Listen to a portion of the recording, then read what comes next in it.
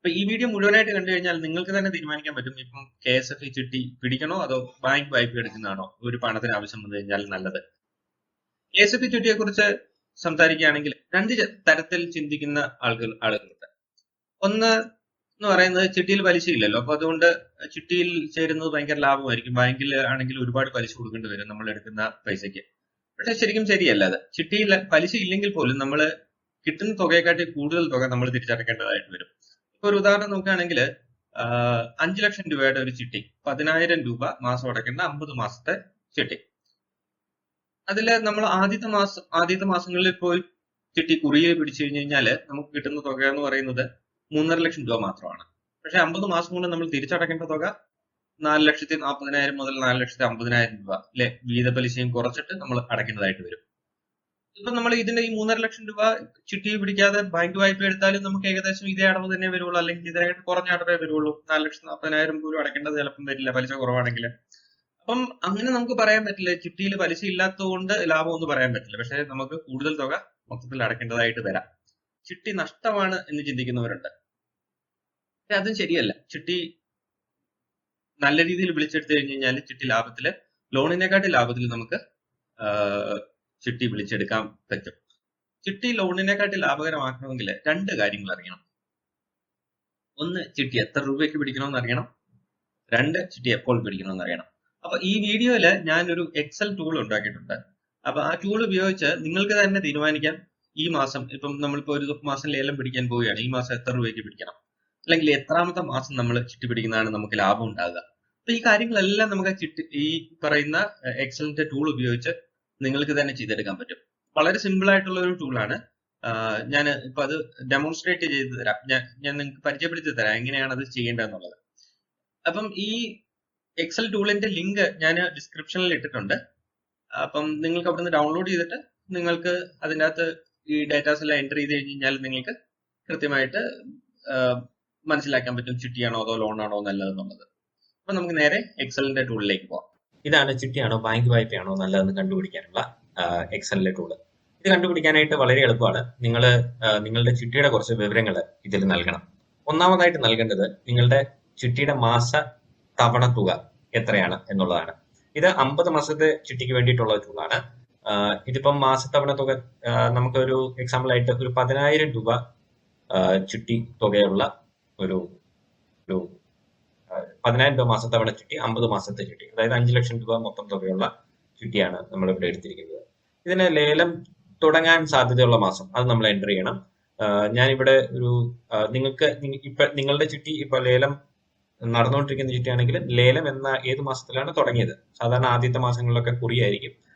കുറി കഴിഞ്ഞ് കുറച്ച് മാസം കഴിഞ്ഞിട്ടാണ് ലേലം തുടങ്ങുക. ലേലം തുടങ്ങിയ മാസം ഇവിടെ എൻ്റർ ചെയ്യാം.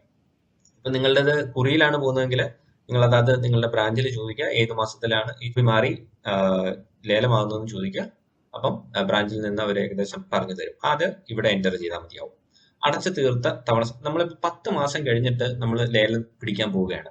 10 മാസം കഴിഞ്ഞ് ലേലം പിടിക്കാൻ പോയി കഴിഞ്ഞ് കഴിഞ്ഞാൽ നമുക്ക് ലോൺ എടുക്കുന്നതാണോ അതോ ചിട്ടി പിടിക്കുന്നതാണോ ലാഭം എന്നാണ് നമ്മൾ നോക്കുന്നത്. അപ്പം ഇവിടെ അടച്ചു തീർത്ത തവണകൾ 10 മാസം എന്ന് കൊടുക്കുക.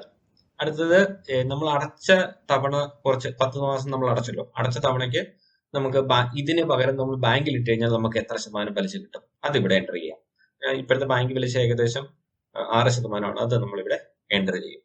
ലേലം വിളിക്കാൻ ഉദ്ദേശിക്കുന്ന തുക നമ്മൾ ഒബ്വിയസ്ലി 10 മാസം 12 മാസം വരെ നമുക്ക് ഏകദേശം ലേലം നടക്കുകയല്ല, കുറിയിലായിരിക്കും. അപ്പം 10-ാം മാസം നമ്മൾ പോയി പിടിച്ചു കഴിഞ്ഞാൽ നമുക്ക് കിട്ടാൻ പോകുന്ന തുക 3,50,000 രൂപ മാത്രമായിരിക്കും. ഓക്കെ, അപ്പൊ നമ്മൾ ഇതിന് താഴെ നമ്മൾ ഈ 10 മാസം നമ്മൾ അടച്ച തുകകൾ നമ്മൾ ഓരോന്ന് എൻ്റർ ചെയ്യണം. ആദ്യത്തെ മാസം 10,000 രൂപ നമ്മൾ അടയ്ക്കണം, കാരണം ആദ്യത്തെ മാസം കമ്പനിക്കാണ് കിട്ടുക, നമുക്ക് വീത പലിശ ഒന്നും ഉണ്ടായിരിക്കില്ല. രണ്ടാമത്തെ മാസം 7,500, മൂന്നാമത്തെ മാസം 7,500, നാലാമത്തെ മാസം 7,000, പത്താമത്തെ മാസം നമ്മൾ 7,500 രൂപ. നമുക്ക് ചിട്ടിയിൽ ഏകദേശം മൊത്തം അടയ്ക്കേണ്ട തുക എന്ന് പറയുന്നത് 4,37,500 രൂപയാണ്. അത് ഞാൻ കണക്കുകൂട്ടിയത് ലേലം തുടങ്ങിയ മാസം അല്ലെങ്കിൽ തുടങ്ങാൻ സാധ്യതയുള്ള മാസം വെച്ചിട്ടാണ്. ഇത് ലേലം തുടങ്ങുന്നത് കുറച്ച് താമസിച്ചാണെങ്കിൽ ഈ തുക കുറച്ച് കുറയും. ലേലം തുടങ്ങിയ തുക കുറച്ച് നേരത്തെ ആണെങ്കിൽ ഈ തുക ചിട്ടിയിൽ മൊത്തം അടയ്ക്കേണ്ട തുക എന്ന് പറയുന്നത് കുറച്ച് കൂടും. ഏകദേശം 4,37,500 രൂപയ്ക്ക് അടുത്തായിരിക്കും നമ്മൾ മൊത്തം അടയ്ക്കേണ്ട തുക. 12-ാമത്തെ മാസം ലേലം തുടങ്ങുകയാണെങ്കിൽ 4,37,000 രൂപയ്ക്ക് അടുത്തായിരിക്കും നമ്മൾ അടയ്ക്കേണ്ടി വരിക. നമ്മൾ ഈ 10 മാസം കൊണ്ട് നമ്മൾ അടച്ചു തീർത്ത തുക എന്ന് പറയുന്നത് 77,500 രൂപയാണ്. ഈ 10 മാസം നമ്മൾ ഈ ചിട്ടിയിൽ ഇടാതെ അതിന് പകരം നമ്മൾ ബാങ്കിലാണ് കൊണ്ടിട്ടിരുന്നതെങ്കിൽ നമുക്ക് കിട്ടുന്ന തുക 10 മാസം കഴിയുമ്പോൾ നമുക്ക് കിട്ടുന്ന തുക 79,300 രൂപയ്ക്ക് അടുത്താണ്. അപ്പൊ നമുക്ക് ഈ അധികമായിട്ട് കിട്ടിയ തുക, നമുക്ക് ഈ 3.5 ലക്ഷം രൂപ നമുക്ക് കിട്ടി. 3.5 ലക്ഷം രൂപ മുഴുവൻ നമുക്ക് കിട്ടുകയല്ല. 3.5 ലക്ഷം രൂപയിൽ നിന്ന് ഒരു 3,000 രൂപ GST കുറയും. അത് കുറച്ച് 3,47,000 രൂപയ്ക്ക് ആയിരിക്കും നമ്മുടെ കയ്യിൽ കിട്ടുക. അതിൽ നിന്ന് 79,000 രൂപ 79,300 നമ്മൾ അടച്ച തുകയാണ്, അല്ലെങ്കിൽ അടച്ച ഇന്നത്തെ മൂല്യമുള്ളതാണ്. അത് കുറച്ചിട്ട് ബാക്കിയുള്ള തുകയാണ് നമുക്ക് അധികമായിട്ട് നമ്മുടെ കയ്യിലേക്ക് കിട്ടുക. അതായത് 2,67,000 രൂപയോളം നമുക്ക് നമ്മുടെ കയ്യിലേക്ക് കിട്ടും. ഈ 2,67,000 രൂപ 10 മാസം കഴിയുമ്പോൾ നമ്മുടെ കയ്യിൽ അധികമായിട്ട് കിട്ടി. നമ്മൾ അടച്ച തുകയും അതിന്റെ പലിശയും അതുകൂടാതെ നമുക്ക് കിട്ടിയ തുകയാണ് 2,67,000 രൂപ. അതിന് ഈ 10 മാസം കഴിഞ്ഞ് കിട്ടിക്കഴിഞ്ഞാൽ ബാക്കിയുള്ള 40 മാസം കൊണ്ട് നമ്മൾ ചിട്ടിയിലേക്ക് ബാക്കി തിരിച്ചടക്കേണ്ട തുക ഏകദേശം 3,60,000 രൂപ നമ്മൾ തിരിച്ചടക്കേണ്ടതായിട്ട് വരും. അതായത് ഏകദേശം 92,000 രൂപയ്ക്കടുത്ത് നമ്മൾ തിരിച്ചടക്കേണ്ടതായിട്ട് വരും. അപ്പം 2,67,000 രൂപ നമുക്ക് കിട്ടി. നമ്മൾ തിരിച്ചടക്കേണ്ടത് 3,60,000 രൂപ. അത് നമ്മൾ പലിശയായിട്ട് കണക്കൂട്ടി കഴിഞ്ഞു കഴിഞ്ഞാൽ, ഈ അധികം കൊടുത്ത തുക പലിശയായിട്ട് കണക്കൂട്ടി കഴിഞ്ഞാൽ വാർഷിക പലിശ ഏകദേശം 16.7% വരും. അപ്പൊ നമുക്ക് ഇതിലും കുറഞ്ഞ പലിശയിൽ എവിടുന്നെങ്കിലും വായ്പ കിട്ടാൻ ഉണ്ടെങ്കിൽ നമ്മൾ 10-ാം മാസത്തിൽ പോയി ചിട്ടി പിടിക്കാതിരിക്കുക, പകരം ആ വായ്പ എടുക്കുക. അതായിരിക്കും നല്ലത്. ചിട്ടി പിന്നീട് എപ്പോഴെങ്കിലും ഒരു അവസരത്തിൽ പിടിക്കുന്നതായിരിക്കും നല്ലത്. ചിലർക്ക് ബാങ്കിൽ നിന്ന് വായ്പ കിട്ടാൻ ബുദ്ധിമുട്ടുള്ളവരുണ്ടാവും. അവർക്ക് ഒരുപക്ഷെ 16%-നൊന്നും പുറത്തുനിന്ന് വായ്പ തരപ്പെടാൻ വഴിയില്ല എങ്കിൽ ചിട്ടി പിടിക്കുന്നതുകൊണ്ട് വലിയ നഷ്ടമുണ്ടെന്ന് എനിക്ക് തോന്നുന്നില്ല. പക്ഷെ 16%-ന് താഴെ മിക്ക ആൾക്കാർക്കും ബാങ്കിൽ നിന്ന് വായ്പ ലഭ്യമാണ്. അപ്പം ചിട്ടി പിടിക്കുന്നതിനായിട്ട് നല്ലത്, ഈ ഒരു സാഹചര്യത്തിൽ ചിട്ടി പിടിക്കുന്നതിനായിട്ട് നല്ലത് ബാങ്ക് വായ്പ എടുക്കുന്നതായിരിക്കും. നമുക്ക് വേറൊരു എക്സാമ്പിൾ നോക്കാം. 10-ാം മാസത്തിൽ പിടിക്കുന്നതിന് വരെ നമ്മൾ 20-ാമത്തെ മാസമാണ് നമ്മൾ പോയി പിടിക്കുന്നതെങ്കിൽ എന്ത് സംഭവിക്കും നോക്കാം. 20-ാമത്തെ മാസമാണെങ്കിൽ നമ്മൾ പോയി പിടിക്കുന്നതെങ്കിൽ ഏകദേശം 3.5 ലക്ഷത്തിന് പകരം നമുക്ക് ആ സമയത്ത് 20-ാമത്തെ മാസം നമ്മൾ ലേലമായിരിക്കും, കുറി മാറി ലേലമായിരിക്കും. അപ്പൊ ഏകദേശം ഒരു 4,10,000 രൂപയ്ക്ക് നമ്മൾ ചിട്ടി പിടിച്ച് നോക്കുക. അപ്പം 20 മാസം വരെ അടച്ച തുകയും കൂടെ നമ്മൾ ഇവിടെ എൻട്രി ചെയ്യണം. 11-ാമത്തെ മാസവും 7,500 ആയിരിക്കും. 14-ാമത്തെ മാസവും 7,500 തന്നെയാണ്.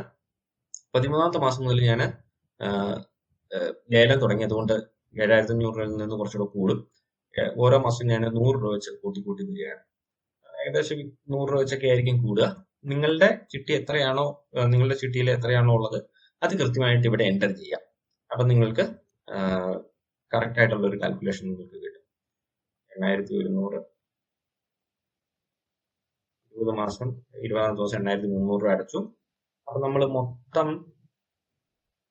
മൊത്തം അടച്ചു തീർന്ന തുക എന്ന് പറയുന്നത് 1,56,000 രൂപ നമ്മൾ ചിട്ടിയിലേക്ക് 20 മാസം കൊണ്ട് നമ്മൾ അടച്ചു. അപ്പൊ അടച്ചു തീർത്ത ഇന്നത്തെ മൂല്യം എന്ന് പറയുന്നത് 1,63,000 രൂപയാണ്. അധികമായിട്ട് നമ്മൾക്ക് കിട്ടുന്ന തുക, കാരണം 4,10,000 രൂപയ്ക്കാണ് നമ്മൾ വിളിച്ചത്. ഇന്നത്തെ മൂല്യം 1,63,000 രൂപ. അത് കുറച്ചു, പിന്നെ GSTയും കുറച്ച്, അതിന്റെ ബാക്കി തുക എന്ന് പറയുന്നത് 2,43,000 രൂപയാണ്. 2,43,000 രൂപ 20-ാമത്തെ മാസം കഴിയുമ്പോൾ നമ്മുടെ കയ്യിൽ അധികമായിട്ട് വരും. നമ്മൾ തിരിച്ച് ബാക്കിയുള്ള 30 മാസം, 20 മാസം കഴിഞ്ഞ് ബാക്കിയുള്ള 30 മാസം കൊണ്ട് തിരിച്ചടക്കേണ്ട തുക 2,81,000 രൂപ. അതായത് ഏകദേശം 38,000 രൂപയ്ക്കടുത്ത് നമ്മൾ തിരിച്ച് കൂടുതലായിട്ട് അടയ്ക്കണം. അത് പലിശയായിട്ട് കണക്കൂട്ടി കഴിഞ്ഞാൽ 8% പലിശ ആണ് അതിന്റെ എഫക്റ്റീവ് പലിശയായിട്ട് വരിക.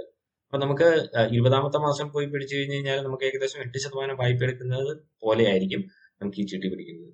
അപ്പൊ നമുക്ക് തീരുമാനിക്കാം, ഈ ഒരു ടൂൾ വെച്ചിട്ട് നമുക്ക് തീരുമാനിക്കാം ഏത് പലിശയ്ക്ക് നമുക്ക് ആണ് നമ്മൾ ഇപ്പൊ ചിട്ടി പിടിക്കാൻ പോകുന്നത്. അപ്പം ഇവിടെ ലേലം വിളിക്കാൻ പോകുന്ന തുക, നമ്മൾ ഉദ്ദേശിക്കുന്ന തുക നമ്മൾ ഇവിടെ എൻ്റർ ചെയ്ത് കൊടുത്തു കഴിഞ്ഞാൽ, ചിട്ടിയുടെ ഡീറ്റെയിൽസ് എൻ്റർ ചെയ്ത് കൊടുത്തു കഴിഞ്ഞാൽ നമുക്ക് ഉത്തരം കിട്ടുന്നതായിരിക്കും.